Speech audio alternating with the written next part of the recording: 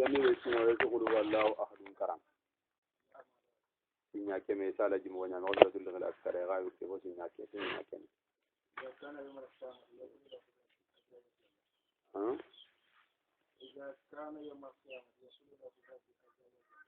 ni alga mo lungu sita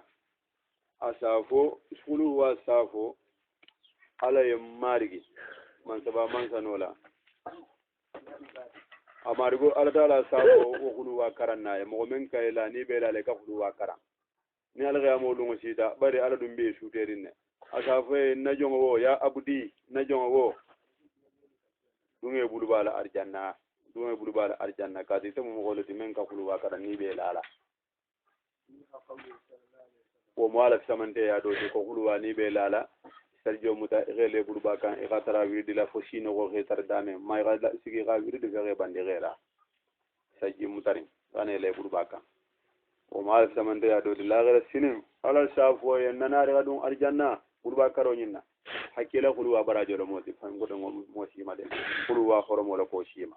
kila la bangi be je ko tanke sallallahu alaihi wasallam ko mun na qulu wallahu ahadun karam kodan dobla ke kam samarata kam sina mara ina tallu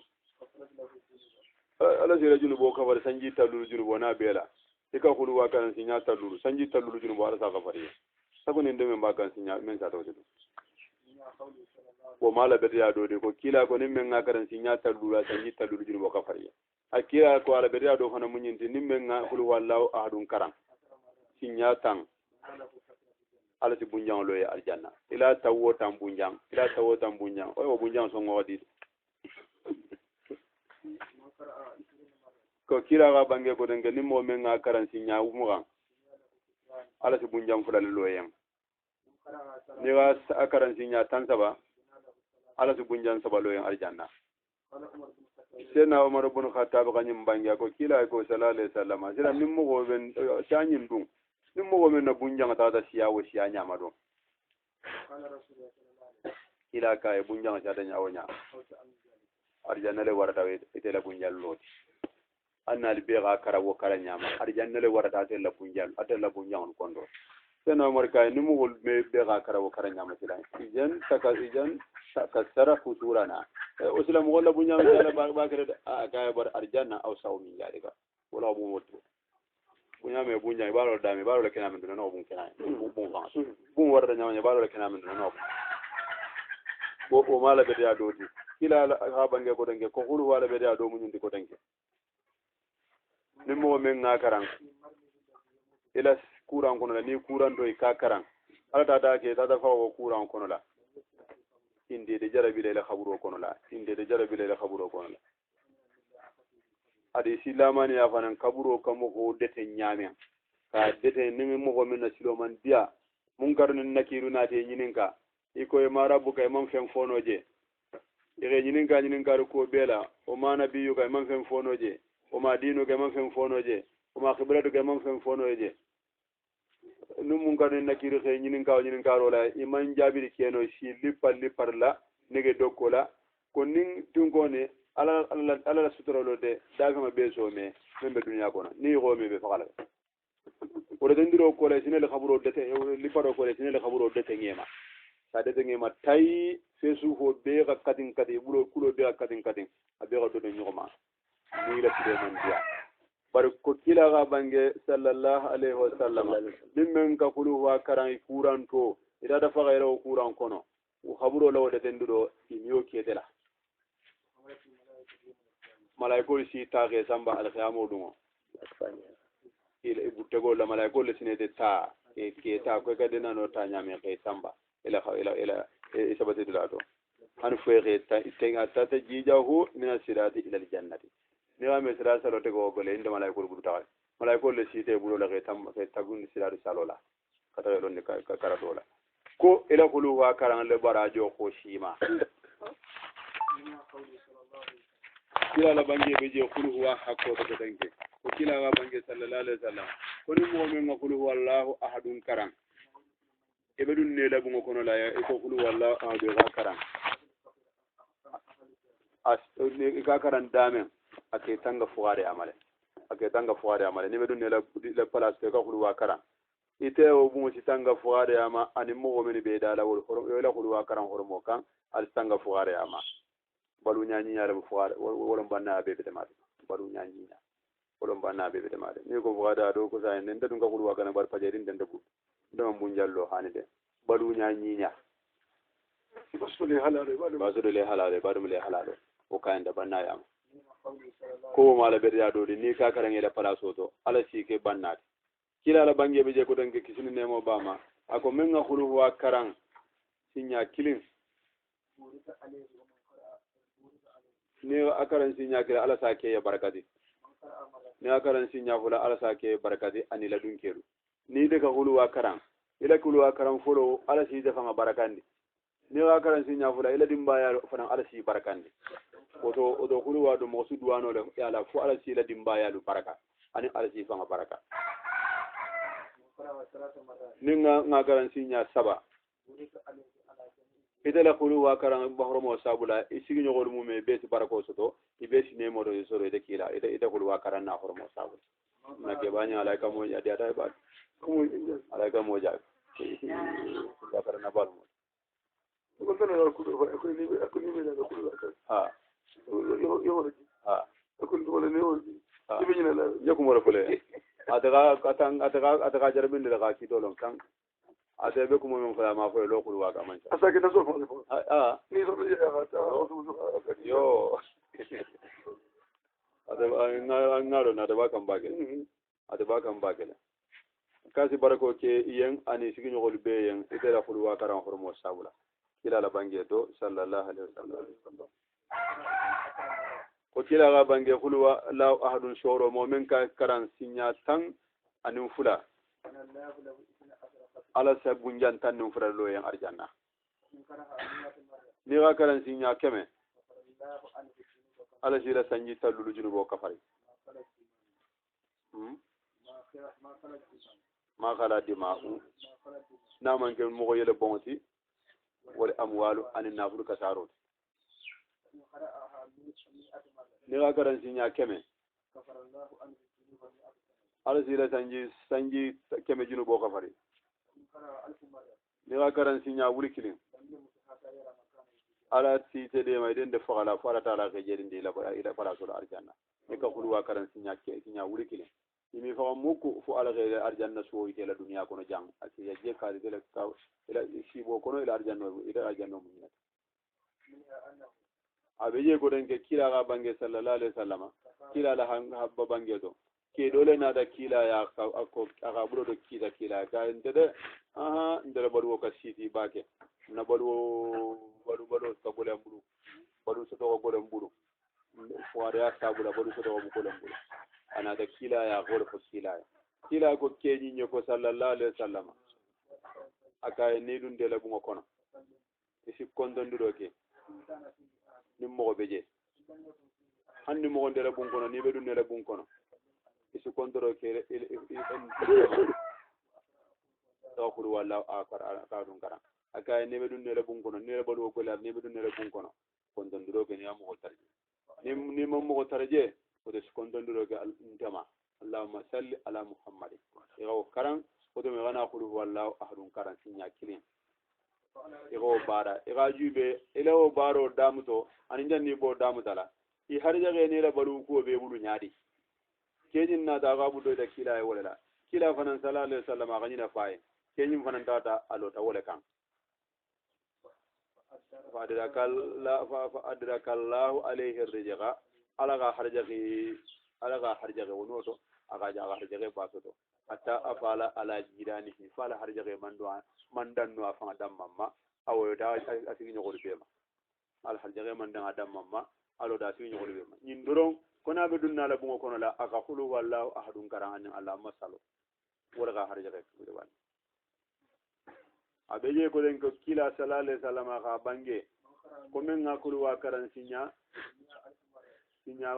keme sinya wuli keme sinya wuli keme ni ga karawo kondo la salo sire tere fankum maka ala bulale al idere fankum maka ala bulale re fa wa ko ala mal ni go ke doron gangula la si gangula ro ke ala taala ma fanna san fada warulo kono la ni bangu fada warulo kono gangula la sa gangula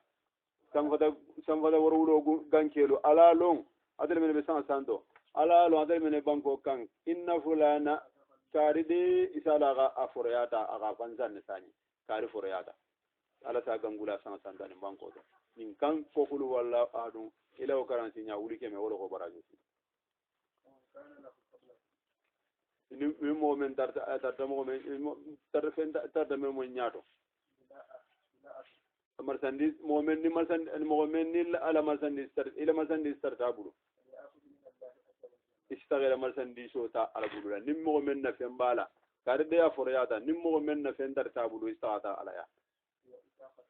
sharo sila nyinde aforiyata de ata ala aljanno jahannamo jahannamo kilkil mo tuba ha asinya wuli keme kilin kilkil o be karno asinya wuli keme kilin awuli keme kilin sabu ni gashi awdu o shi karno kilkil wuli keme ngare wura do jani wollo anya nyo wollo hay babana fajiri babana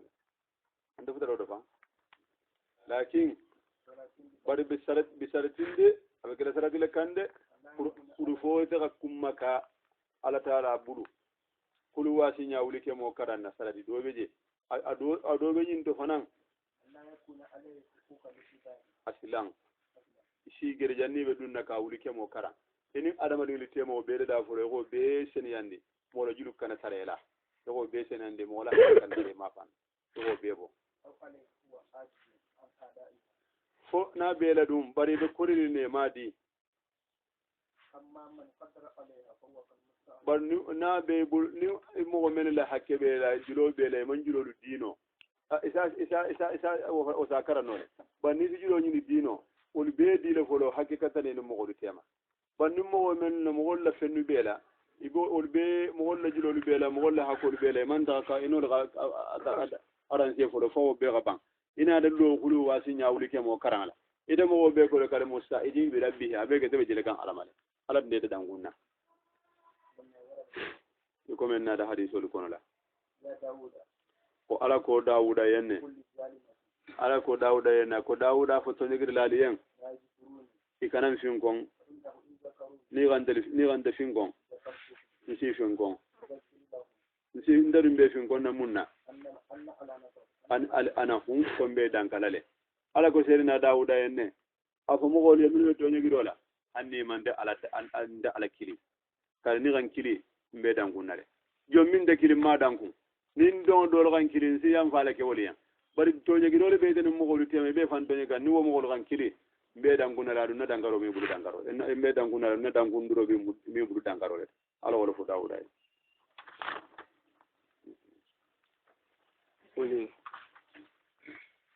ala jugo sabo do mun de kafiro le na da kila sallallahu alaihi wasallam iko jama'a gi fan iko ngi mari gi membado dero don ban foiro don ban fo mo don ban fo mu fembu fo sano don ban fo bol foro don lewte gawo mari gole ma ngu do fonye ala ga ayo jigindi ila fo mo gole men be nyinen karo kila ala taala jato la huwa ala taala lamu allah man zakilo mati asamadu ahadun adalamu man sakilo mati man fulanjande man so menna allah adalamu man so ti kondenke asamadu adalamu kara man so ti mogolla hajo ti jiyate ma adala hajo ti mogomade adalamu kara man so ti yelidi amam mogo wulu mogo fande ala taala ti wala mu yuladi ma wibu ولم يكن كفوا كان يقعدون دفنا له على تعالى لا أحد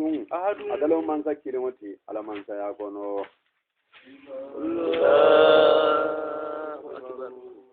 ولا إله إلا الله سورة الفلق فلق سورة لمنتي مكية راجل كلا مكالة وهي أيوة يقول من بسورة الفلق يكونوا 5 آيات آية ورون آية لولو بسم الله الرحمن الرحيم يقولون آيو جيدا أنيم سورو من بينين آيو إن سورو كان سورو من لبام من بينالا إن سورو فلو جيدا ku kilinne kan kila la ko ku kilinne kan kila la ko tumo men na kila sallallahu alaihi wasallam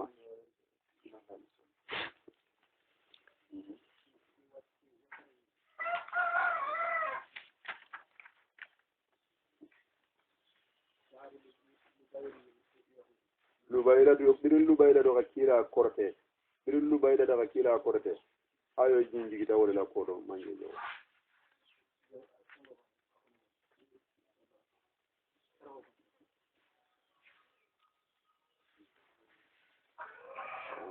lubaydu اليهود والمعبرة كلا قد صلى الله عليه وسلم أنا بمفرده في وسرين به وسر لدا كلا قرت منا قرت تفتن علين كلين كلا قرت ولا على نادا كلا تنبين كول ولا دولا كفايكو إذا قرت له وبمحله أنا بدا من فنان aga korte ana bida min fana وحاصله كما راجع وحاصله أنه لما رجع رسول الله صلى الله عليه وسلم من الحديبية في جيل السجاد كلا صلى الله عليه وسلم كوكموني بدين كلا ساجد أبو بلا الحديبية كيلوتو بنا كارو كنولا أبو بلا الحديبية كيلو بنا كارو كنولا وده هذا محرم كارو دون دوتمو كيلو ورولا تانجي ورولا كون وفراوا من وقت يكون بخيبرة بدين بند خيبرة كيلولا جاء أدرو أساء اليهود إلى لبيد بن الآسان بدين كلا بدو كيلولا كون اليهود لولا كنت قولوا إن أردت غير كرتي دبر كيلا بادويا ودبر كيلا نيسافين لبين بن الآسان نتاتا ولايا ولبين بن الآسان بدين فرطوما وكان حليفا في بني جريح أترتا خليفة لدي بني جريح ودكونا وكان ساهرا كرتي لنا بالمو أولو بايدي فقالوا أنت أسهرنا إذا من دربيلا كرتي لنا في إذا لبايدي إذا من درغا كرتي لنا دربيتي وقد سهرنا محمد فلم يوصل nderinga ko be ga dare muhammad ma ko to si babu me be kama farin dele man na kunu ama ndele ko dele mamu dano bari delu bayri du dele mu ko dele na din dele be يغوفوا لبايديا ونحن نجعل لك جبلا ودوسلا دل فيتا بسرادي لذي لبايدلا على أن تسهره لنا في إيران يوسر فيه فإذا كرتين يكرتين من بامت إلى بدا حديبية كيلو كنولا بنا كارو كنولا وتمولي اليهود الغنين شيرو سيتام إذا لبايديا كاكو من جافو كنتين نامي إكايو أكويكو فجعلوا له ثلاثة دنانير من قال سبا يقول ديالا كوني ناغو كيلا نودرون كورتيلا درون كيلا متانو من قال سبا ديالا اليهود دين دو دنادا obe kila khidma kanne bari ami kila la sodono fa kila salati yosot ami ulubayde fana mi adada no fa kila salati yosot ibolo kono ale hudo la dindin doga fankuluya kana ke kila khidmandirlat ke kila bala doro ngaba khidmala wala me jali bi ya mambo kila bala hatta ada mun sadu ra'atin nabiy sallallahu alaihi wasallam fa kila la kila la sala penyiranga soto kila la sala penyira wala penyo ka ku penye men na fa bo dozo ha ko idadu asnanihi min masjihi ala sala penyira kun penye nyingo konto fa do kundo jela ka wosoto ko atahu lahu ani wala nata ila kan salale ana wala nata lubaydi kan fa saharahu biha aka korte wala وكان من جملة السحر على وقت يلقون لا تردجه أغا ثورو دادا ثورو من بيكو كانيو بنيامنا إلى ثورو صلى الله عليه وسلم أغا دادا وثورو نعلم وثورو سلام إلى لو ثورو سلام إن دنا مثل بو كرا كم mesendo karaka tafsinya tan anin kilin taftan nin kilin mesendo kundo ba be kono taftan nin kilin mesendo kundo ba be kono me sokore widiran wala mo widirti fi ida azrata tan nin kilin na me widir doron widiru kata saba lulu worowla konon to tan nin kilin wollo widirot kila kira sallallahu alaihi wasallam tumutuma bidinaga aya karang tafudo su firin naga aya karan tafudo su firin iko kolon ko fonko baba la nyame iko beso do ni baba la nyame naga nega aya kirin karan ni soro furo nyin kono tafudo su firin nega kirin karan tafudo su firin tumo menna inni inna hulu hulo soro na taka aha wajara laha alamu fi badani dimi so da ajato bala isa jaga da so ko dengi ni ga kilin firin asar dimi membe bala do tala wo korbe bila ga kila mutawala kadabula wo kolon ba kono bila kila mutawala janni ba ala malaika fulo min ala kan ka jelin da ala ka fu kafirin atada kanyan tintanna ne kila no kura bi nola do ko tintanna do ko karwora ni kura ni bi nola do ko sanji kilin ani kura ni bi nola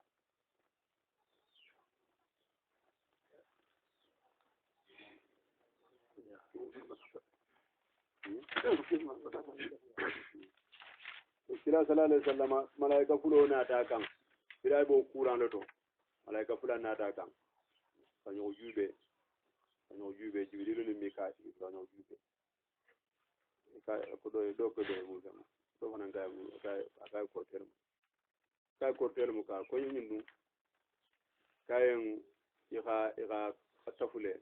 ka bula kolon kare koronyin to foye akoya tafo nyimbe kolon kare bere ba ko dola rogel isagada bire ga o kolon bire kila kunin dadron wono da mo kuman akoya ta kolon kare aga jiga dinon ko to al ha biro bi jalga wulindi tafo be janna kana isada jigi je ga tara bo nyaade ni tafo bire na de tate kata ikanyin ku soro karni aya kidin gadan tafo do ko fi hakel ya dawo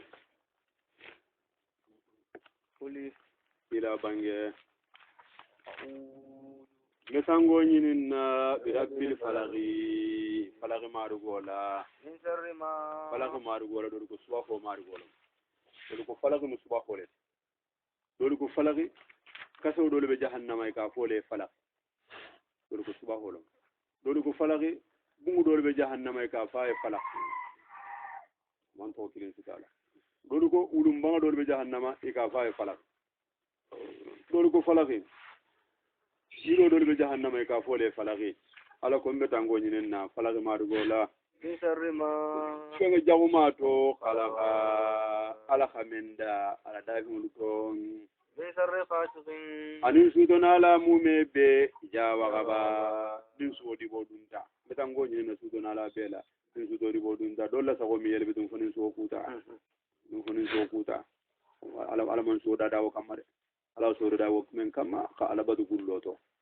in suuto kayla ka sino ala badu gulloto kayla ka sino nin tilo bota ala jinjal ta ala balwoni ala so dawo le kam mama ki nyaari ama di bindi nyaaro kam de min sare khasirin anin suuto na ala mume bembe tango nyinin nama ya wagaba min suwo kuta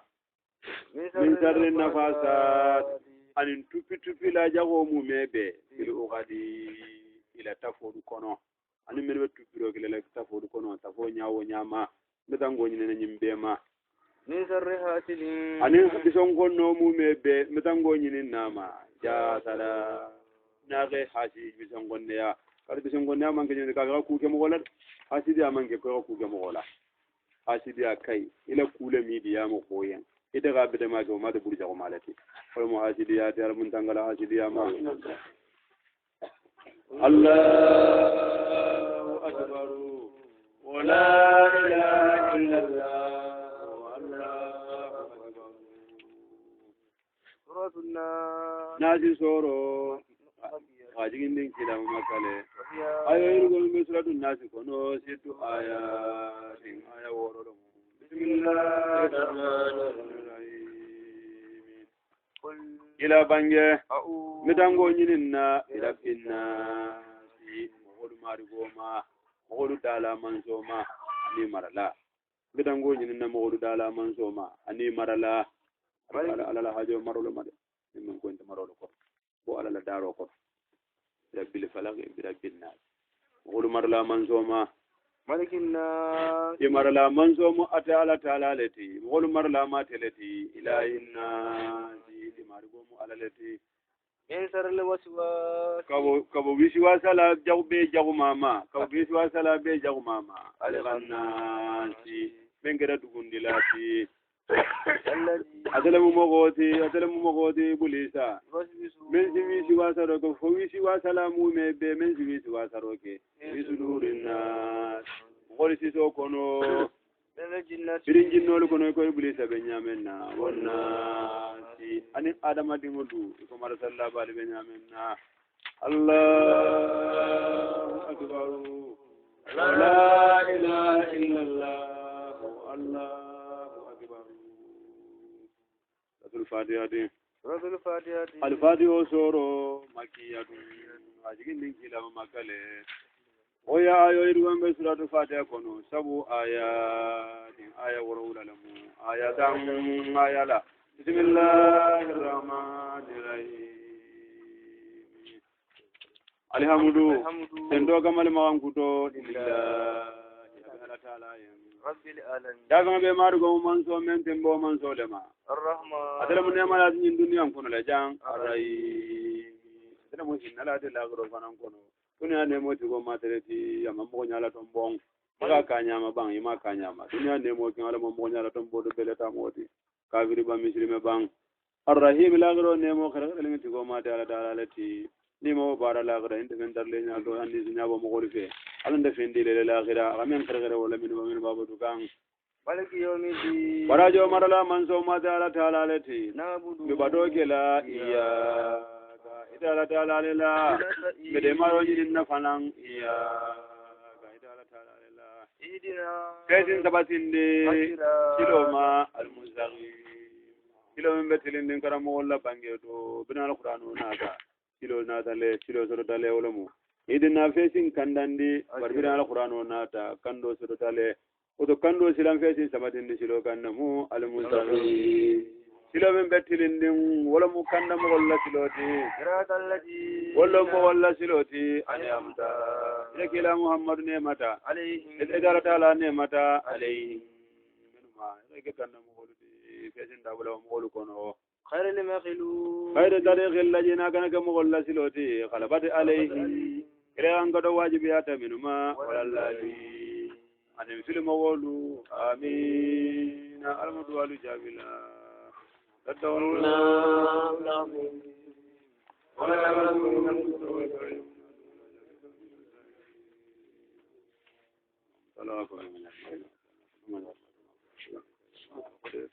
abanda mire nan gudu bala bala